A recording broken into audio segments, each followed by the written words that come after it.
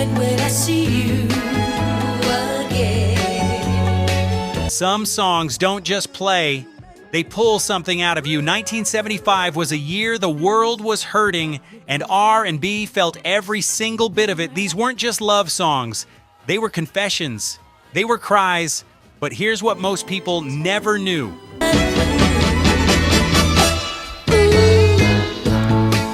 The stories behind these songs are even deeper than the music itself. This is the top 10 R&B and soul ballads that defined 1975, and once you hear the truth, you'll never listen to them the same way again.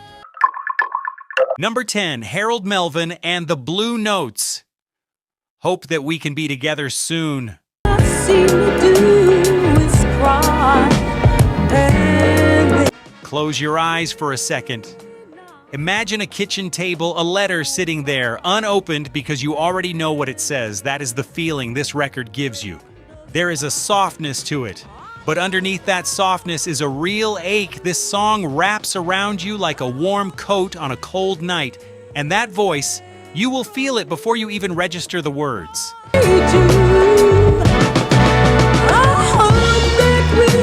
This track came out on Philadelphia International Records, the label that was essentially the heartbeat of soul music in the mid-70s, produced by the legendary Kenny Gamble and Leon Huff, the two men who built the Philadelphia sound from the ground up. This record tells the story of two people separated by military duty, holding on to the hope that love can survive distance.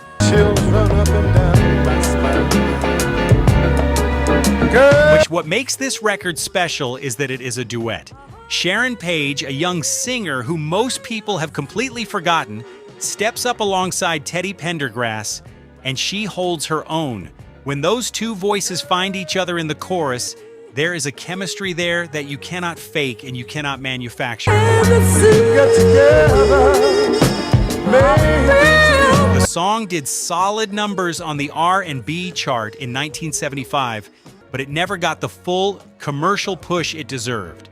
Philadelphia International was juggling a lot of talent at the time, and sometimes the quieter records got left in the shade of the bigger ones. Sharon Page was barely in her early 20s when she recorded this.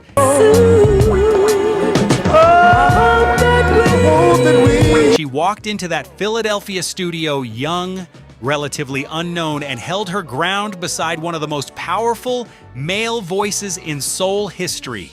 And some of the session musicians who were there later said the chemistry between those two in the booth was immediate.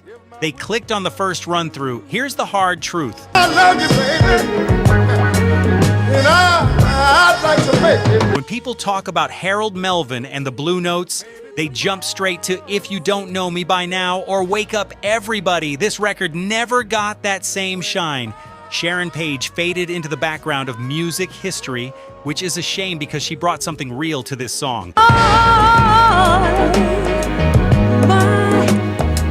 The duet format also made it harder to market. Radio stations did not always know how to place it. Was it a solo Teddy record? Was it a feature? That confusion cost it airplay. But if that record was quietly heartbreaking, wait until you hear what number 9 did to late night radio. Number 9, Gwen McCrae, Rockin' Chair. Get it on. Come to me, baby. Ooh, let me. You know that feeling when you are sitting in your house on a Sunday afternoon and the light is coming through the window at just the right angle, and you feel both peaceful and a little bit lonely at the same time? That is this song. Gwen McCrae sings like she is talking directly to you. There is no performance here. There is no stage. Just a woman, her voice, and the truth. Get it on. Come to me, baby. Ooh, let me. Gwen McCrae recorded this down in Miami at TK Records, a label that was punching way above its weight in the mid-70s. TK had a raw, organic sound that was different from the polished Philadelphia machine or the Motown gloss. What they made in those Miami studios had a warmth that felt lived in. Rockin' Chair is a song about domestic longing, about waiting. Let me be your rocking chair. Just rock the way. About the particular kind of love that is not dramatic or loud. It is just steady and deep and sometimes taken for granted. Gwen had a gift for making something quiet feel enormous. The track reached the top 5 on the R&B chart in 1975, which is remarkable when you consider how little promotional muscle TK Records had compared to the major labels. Just rock me, baby. It got there on the strength of the music alone. Gwen was married to fellow soul singer George McCrae, who had just come off a massive hit of his own. There was a real-life love story behind those recordings, and people who knew them both said you could hear it in the way she sang. That was not a performance. That was a wife singing about a husband, and every note of it rang true. Come on, baby. Sexy, baby. Ooh. TK Records folded in 1980, and when a label dies, its catalog often disappears with it. Where issues were slow to come, streaming playlists have been even slower to include Gwen McCrae. She never got the kind of critical reappraisal that some of her contemporaries received, and that is a real injustice. Hurt and pain. She deserves to be mentioned in the same breath as Gladys Knight, Ann Peebles, and Candy Staton. The fact that she is not is purely a matter of bad luck and poor distribution. Gwen McCrae poured her real life into that record, but the next artist on our list poured an entire Chicago neighborhood into his. If this song just hit you in that quiet place, don't let this moment be a one-time thing. Subscribe to Demo. We're building a home for real R&B and soul, the kind that heals, the kind that tells the truth. Hit subscribe and come back whenever you need a song that understands you. Every story you see here takes hours of digging, piecing together history and bringing forgotten moments back to life. If you'd like to support that work, you can become a channel member. It's just the cost of a cup of coffee, but it helps us keep these stories alive, and for that, we're grateful. Number 8, Tyrone Davis. Without You in My Life. Vibe and scene setting. Oh, my life.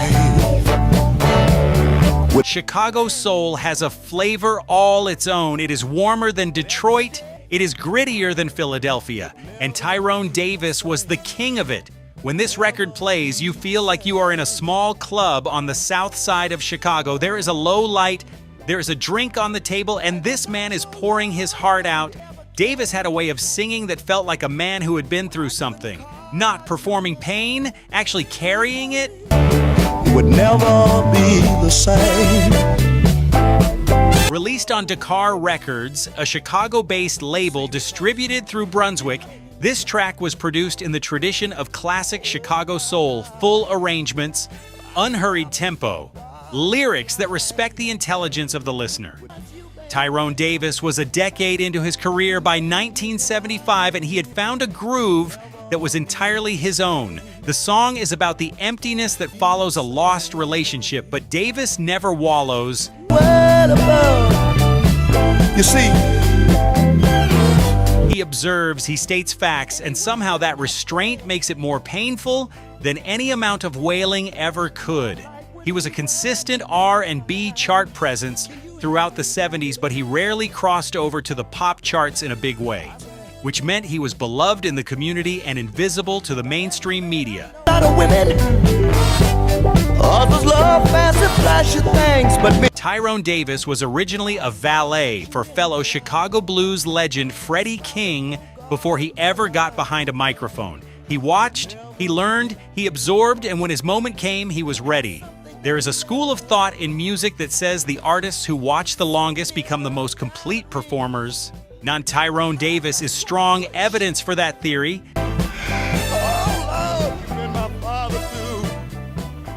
His name almost never comes up in greatest of the era conversations, and it should.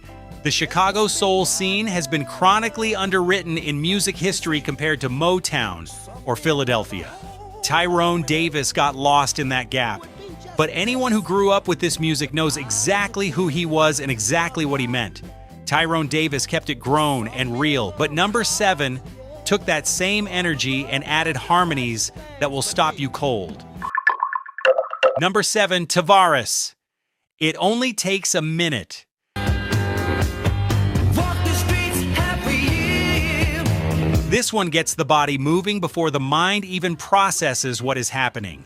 It has a pulse, it has a swing, but underneath all that rhythm and those layered harmonies is a love song that is achingly sincere. The Tavares brothers were not just performing, they were playing out a conversation that every person in love has had at some point.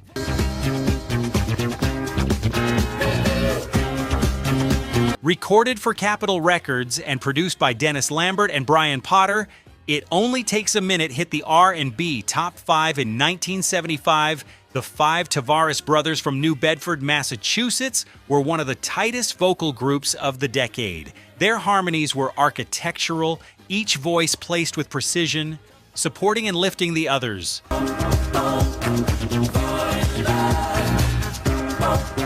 The song is built around a simple but powerful idea. Falling in love happens in an instant. Yet you do not plan it, you do not see it coming, and once it hits you, there is no going back. Simple concept, but these brothers deliver it with such conviction that it sounds like breaking news every single time. The record also became a favorite on the UK Northern Soul circuit, which speaks to something important.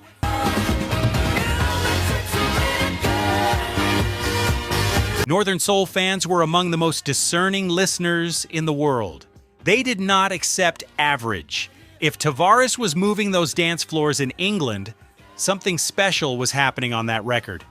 It Only Takes a Minute was later sampled and covered multiple times across different eras, which is the highest compliment a record can receive. Take That had a major UK hit with it in the 90s.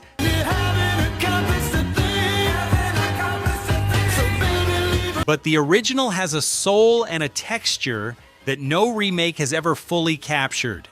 Now, the brothers brought something to that studio that was unrepeatable. Tavares never quite achieved superstar status in America, despite a string of genuinely excellent records. They were always a tier below the biggest names, always respected.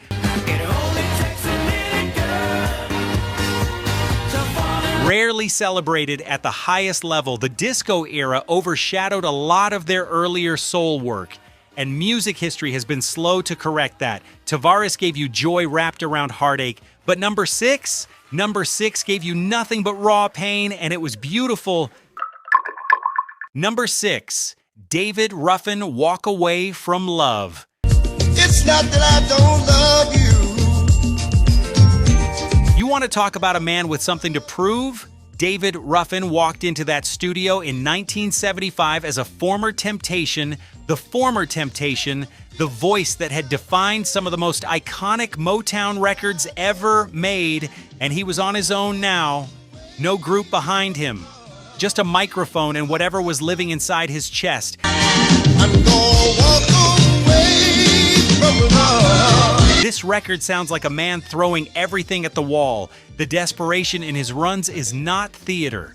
You can hear the actual weight of his life in every note. Produced by Van McCoy, the same man who gave the world The Hustle, and released on Motown, Walk Away from Love became David Ruffin's biggest solo hit, reaching number 1 on the R&B chart and breaking into the pop top 10. To keep walking out the door. That was a significant achievement for a man whose solo career had been uneven up to that point. The song is about a man who knows a relationship is bad for him but cannot make himself leave. It is not a passive observation. It is a fight with love, with himself, with everything he cannot control, and Ruffin sells every second of that conflict. Van McCoy's production is masterful here. The arrangement builds and pulls back, giving Ruffin space to breathe and then pushing him up into those moments that remind you why he was considered one of the greatest voices of his generation.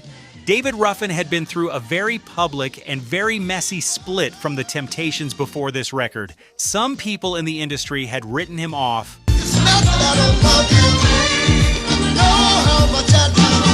When Walk Away from Love hit the way it did, it was not just a chart victory, it was a personal vindication.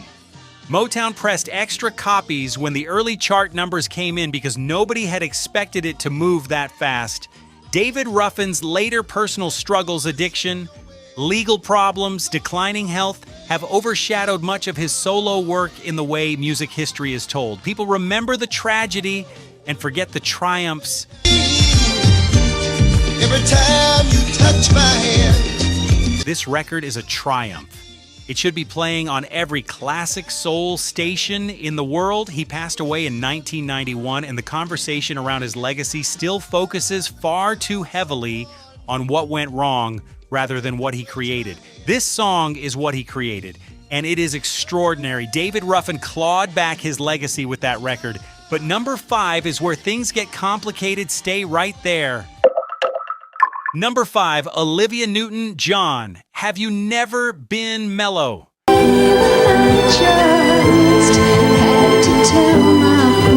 Now this is the one that might surprise you. A soft, warm, almost whispered record from an Australian pop singer sitting right here on an R&B soul countdown. And before you change the channel, just listen. Because in 1975, this record was not considered a pop crossover. It was right at home on soul radio, and there is a reason for that. There is an intimacy to this performance that belongs to this list. It feels like a Sunday morning confession.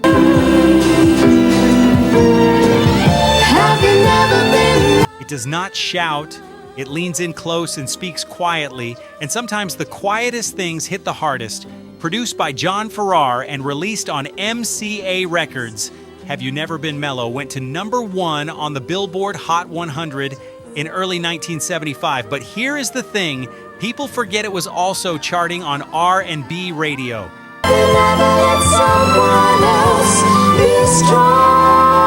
Yeah, the mid-70s was a moment when genre lines were more porous than they are today. Listeners did not always care about boxes. They cared about feeling something. The song is essentially about slowing down, about letting yourself be present in love instead of always chasing the next thing. It is a simple message, but delivered with a warmth that felt universal.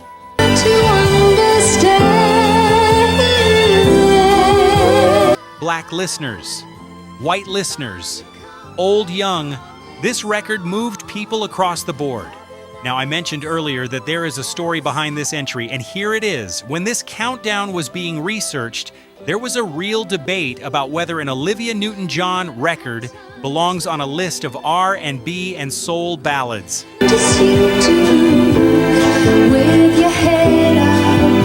Some people say that putting a white Australian pop singer on this list erases the black artists who built the genre from the ground up.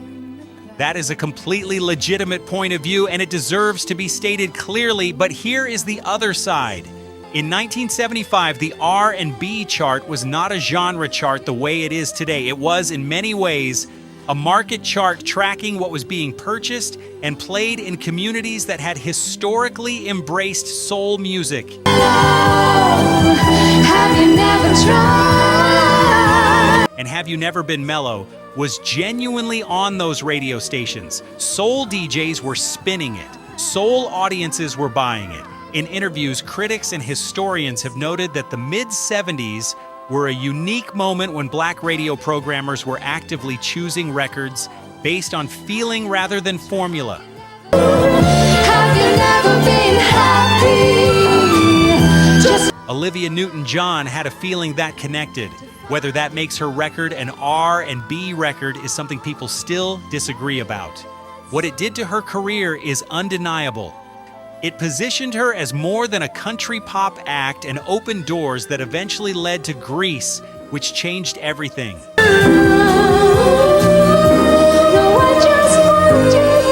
Some people say without that moment in 1975, the Olivia Newton-John that the world came to love in 1978 might never have happened. The legacy of this record is complicated, but complicated records often tell us the most about the era they came from, and 1975 was a complicated year.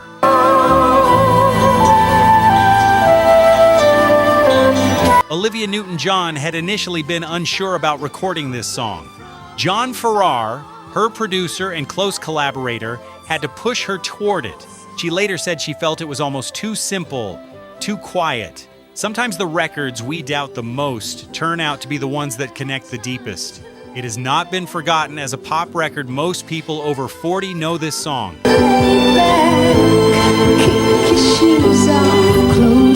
But its place in the R&B conversation has been largely erased, partly because of the debate about genre boundaries, and partly because history tends to neatly sort things into boxes that the music itself never agreed to sit in. That was number 5 and the truth behind it. Now we move into the top 4 and the soul gets even deeper from here.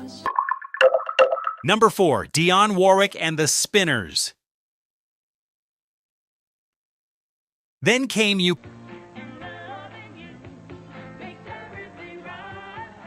Picture this collision. New York elegance meets Philadelphia street soul. A woman who has spent 15 years being one of the most sophisticated voices in pop music steps into the room with a group of men who grew up harmonizing on corner stoops, and somehow they fit together like they were always meant to be in the same studio. This record has a lightness to it, a joy, but it is the kind of joy that only arrives after you have been through enough heartbreak to appreciate what goodness feels like. Produced by Tom Bell and released on Atlantic Records, Then Came You was technically recorded in late 1974, but it owned 1975, culturally still playing everywhere, still being talked about, being still the record that proved Dionne Warwick could still deliver magic after years of mixed chart results following her split from Burt Bacharach and Hal David. It went to number 1 on the Billboard Hot 100, making it Dionne's first pop chart topper in a career that had already produced dozens of classic records. The fact that it took that long for her to reach number 1 tells you everything about how the industry treated even its most gifted black women artists. The Spinners brought a vocal warmth and a spontaneous energy that gave Dionne something she had never quite had before in a recording genuine male counterpoint.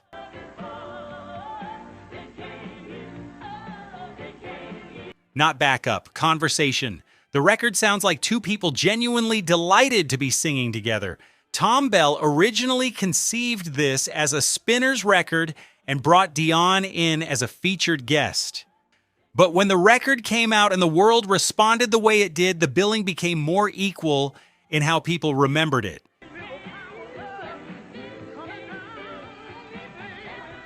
In some markets, it was sold as a Dionne Warwick record. In others, a Spinners record. That identity question followed it for years, but the record itself never cared about any of that. It is not forgotten in the traditional sense, but it has been overlooked in serious R&B history discussions because it lives in a middle space between pop and soul.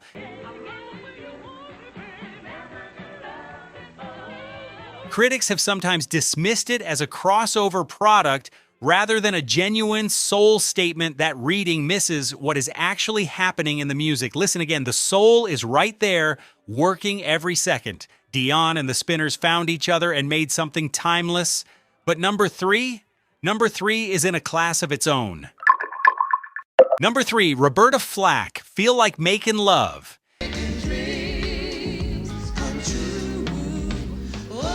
There are records that are sensual, and then there is Roberta Flack. This woman was operating on a frequency that most singers could not locate on a map. When she plays that opening piano and begins to sing, time slows down. It actually slows down. And you are not going anywhere until she is finished with you. This is intimacy as art.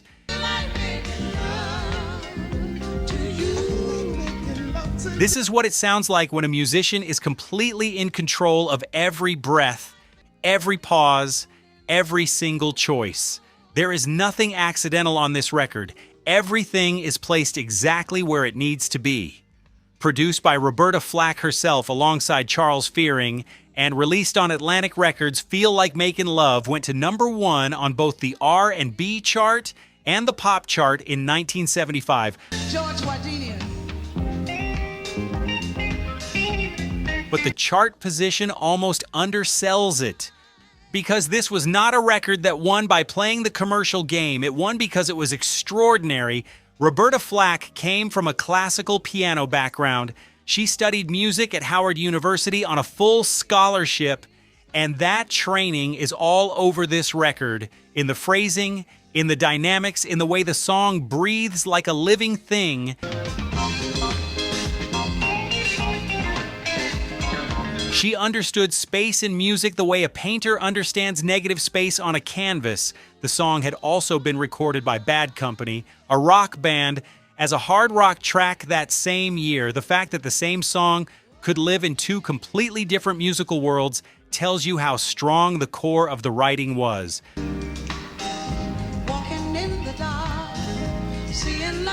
But Roberta's version was the one that made people feel it in their chest.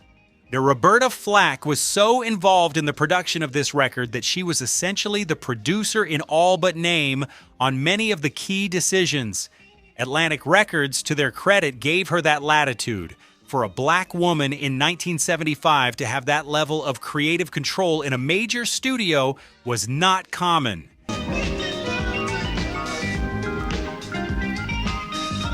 She had earned it through the extraordinary quality of everything she had done before, and she used that freedom wisely. Roberta Flack gets name-checked, but she rarely gets her full credit. When people list the great voices of the 70s, she often gets placed below names that had bigger commercial machinery behind them. But vocally and artistically, she was operating at a level that very few people in any era have matched. A new generation of listeners has started to find her through streaming, which is some of the best news in music right now. If you are bringing someone younger into this music, Roberta Flack is one of the first places you send them. Roberta Flack gave you everything she had on that record, but number 2 is a sermon disguised as a ballad, and you need to be ready for it. Number 2, Harold Melvin and the Blue Notes. Where Are All My Friends? Right in my back, no. Even had a house there. This is not a ballad in the soft, swaying sense. This is a ballad in the oldest sense, a story, told with the weight of lived experience, delivered by a voice that sounds like it has been through fire and come out the other side, knowing something the rest of us do not. Teddy Pendergrass was one of the most powerful male voices in the history of recorded music. Not one of the best in the 70s. One of the best, period.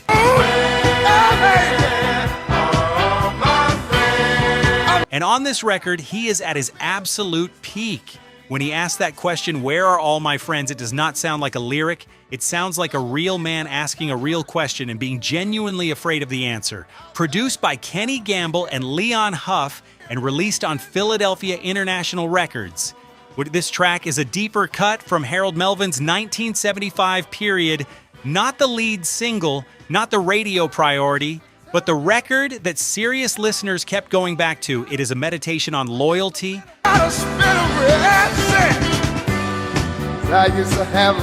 on success and isolation, on what happens when the people who were with you before the lights turned on are not there anymore once they did. Gamble and Huff understood how to frame a voice like Teddy's. They built arrangements that set him up the way a boxing trainer sets up a fighter. You knew what was coming. You knew he was going to deliver, but when it landed, it still knocked you back.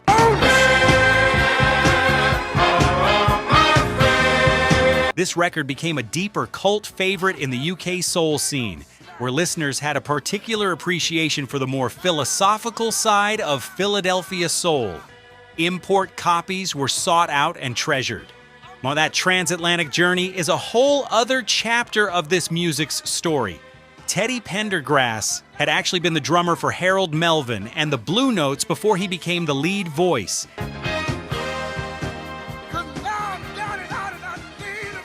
He was literally sitting behind a kit at the back of the stage when Harold Melvin heard something in the way he sang to himself between numbers and moved him to the front. That is not a music industry story. That is a moment of grace, and it changed everything. The deeper cuts from any artist's catalog always fight an uphill battle against the hits.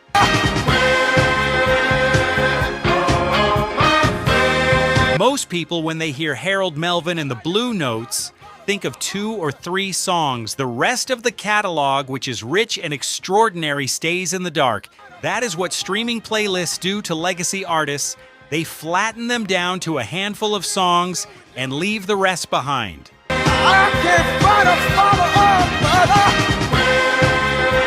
No, this record deserves to be heard in 2025. It deserves to be heard loudly by someone who appreciates what soul music was capable of when the right people were in the right room with something real to say. Teddy Pendergrass asked where his friends were, and the whole of Philadelphia felt it. Now, number 1, The Standard. The one that made 1975 immortal. If this song just hit you in that quiet place, don't let this moment be a one-time thing. Subscribe to Demo. We're building a home for real R&B and soul. The kind that heals, the kind that tells the truth. Hit subscribe and come back whenever you need a song that understands you. Every story you see here takes hours of digging, piecing together history and bringing forgotten moments back to life. If you'd like to support that work, you can become a channel member. It's just the cost of a cup of coffee, but it helps us keep these stories alive, and for that, we're grateful. Number 1, The 3 Degrees. When Will I See You Again? When will I see you again? You already know this one, even if you have not heard it in 30 years. The first 4 notes will bring it back to you, because that is what a truly great record does. It does not just play in your ears, it lives in your body. It gets stored somewhere deep in your memory, and it waits for the moment you need it. 3 Women, Total Control. The most human question ever set to music. When will I... Is there a more perfect opening line in soul history? I am not sure there is. Produced by Kenny Gamble and Leon Huff. Yes, those two, again, the architects of the sound that defined this entire era, and released on Philadelphia International Records. When Will I See You Again went to number 2 on the Billboard Hot 100 in 1974. Now, but it continued to define the cultural moment well into 1975 as it spread across international markets with stunning force.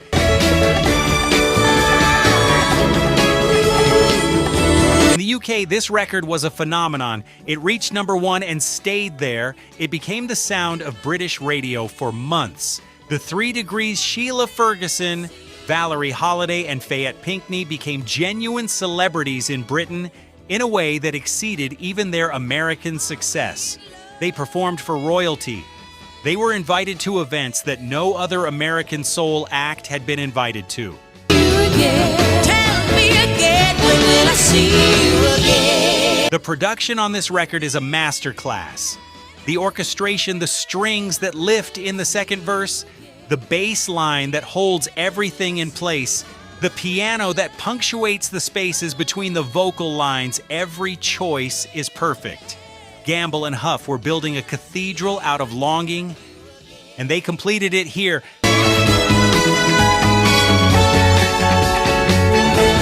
Prince Charles named the 3 Degrees as his favorite group in the mid-70s, and the press ran with it in a way that sent their UK career into a completely different orbit. Will I have to wait? Whether that royal endorsement was entirely welcome is another matter. Some people felt it repositioned them as a mainstream pop act rather than the serious soul group they were. There are different versions of that story, but the record itself is beyond debate because the question never gets old. When will I see you again? It is the question that lives at the center of every meaningful separation in human experience.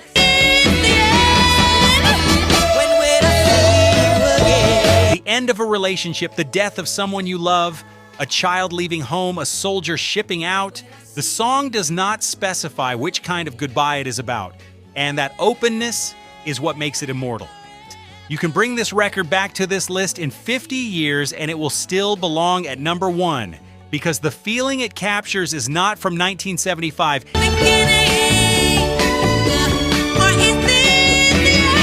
It is from every single moment a human being has ever had to let go of someone they were not ready to let go of, that is your number one. And if you felt something just now, you were supposed to